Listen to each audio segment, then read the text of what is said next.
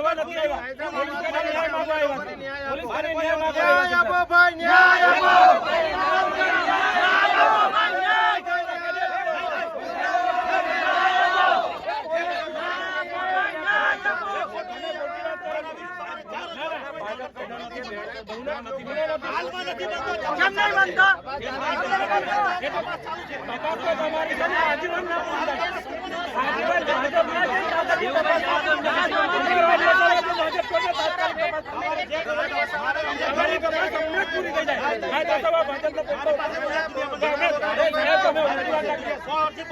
તમે અધિકારી થઈને ઊંચી વાત ના કરો,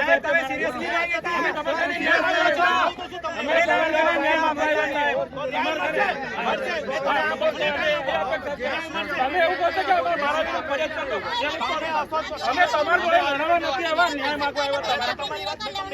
તમે એવું કહો છો મારા વિરુદ્ધ ફરિયાદ કરજો, અમને ઉશ્કેરવાનું કામ કરો છો સાહેબ.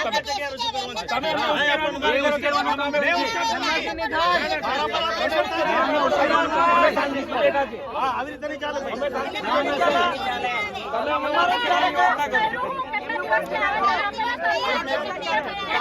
અમે શાંતિથી બેઠા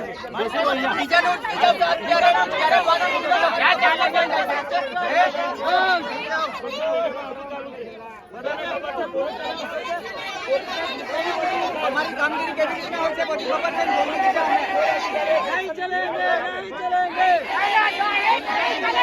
बीजेपी ना લુખા છે એટલે લોકો માટે કાયદો અલગ છે. બધાની છે ને મા બેન ને આગળ રાખીને વાત કરો. અધિકારીઓને તમારા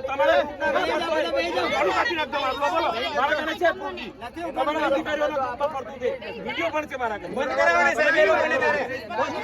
અમે ન્યાય માંગવા આવ્યા છે, અમે શાંતિથી ન્યાય પુરાવા છે તમારે. અમે છે ને તમે તમને આજી સાથે લગાવીને આપણે બે શાંતિથી વાત કરશું. ઓ ભાઈ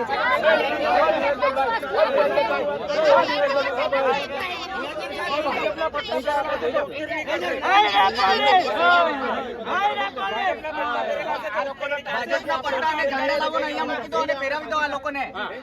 આ લોકો માટે બીજા માટે કાયદો અલગ ને આ લોકો માટે કાયદો અલગ, અને પબ્લિક બધા માટે કાયદો અલગ અલગ.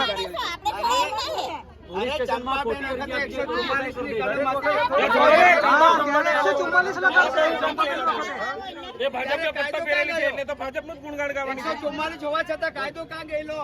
ત્યારે કાં ગયેલો? આવેદનપત્ર આપ્યા કેટલા દિવસ થઈ ગયા? અને 8 તારીખે આપેલો. મને 9 તારીખ 24 કલાકની અંદર તમે કીધેલું આજે 4 દિવસ થઈ ગયા તો આ પોલીસ શું કરે છે? ઊંઘમાં છે. શેના માટે ઊંઘી છે? આ તો બીજા રીતે ત્યારે જ ધરપકડ કરતા. તમે આટલા બધા દિવસ થઈ ગયા ત્યારે ક્યારના આજે આ મા બેટીની ઇજ્જત ઉછલાઈ છે તો શું કરે છે આ પોલીસ? આ મેટરમાં પોતા માટે છે. તમારા ઉપર આવીને કાલે ઉઠીને તમારા ઘરમાં આવશે તો તમે શું કરશો? હા બોલો ને બોલો. પ્રાંત સાહેબ બી હશે, પ્રાંત સાહેબ બી જોતા જશે ને એ કાયદો ને વ્યવસ્થા જાળવવા એમની બી જવાબદારી બને જ છે ને.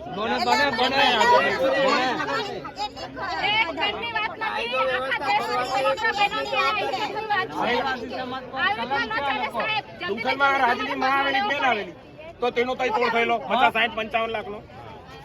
એના બાદ પ્રૂફ થાય તો પ્રૂફ થઈ હશે ને હશે ને. તેના પર એફઆઈઆર કરો, જેની પોસ્ટ છે તેના પર એફઆઈઆર કરો. તમે તાત્કાલિક લઈ આવો ત્યારે ત્યાં ડમકલને જાણતો છે કે નહીં?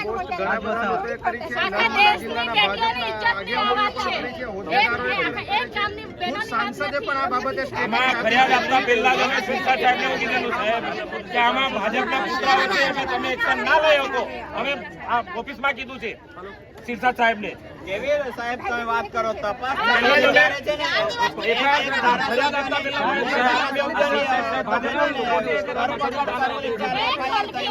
અમે પહેલા કહી દીધેલું સાહેબને. અને અમને બી ખબર છે કે ભાજપનું એટલું પ્રેશર છે એટલે અધિકારી બી કઈ કરી નથી તપાસનું બહાનું બતાવે છે. ગમે તે થાય બધા અધિકારીઓને ખબર હશે.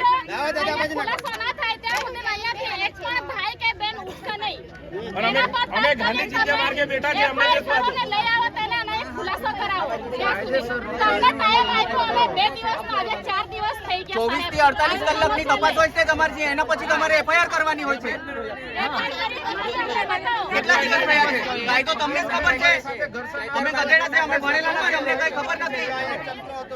24 થી 48 કલાકમાં તમારે તપાસ કરીને FIR કરવાની હોય છે. કેટલા કલાક લાગ્યા છે? એ હોશિયારી બીજાને મારી બતાવજો.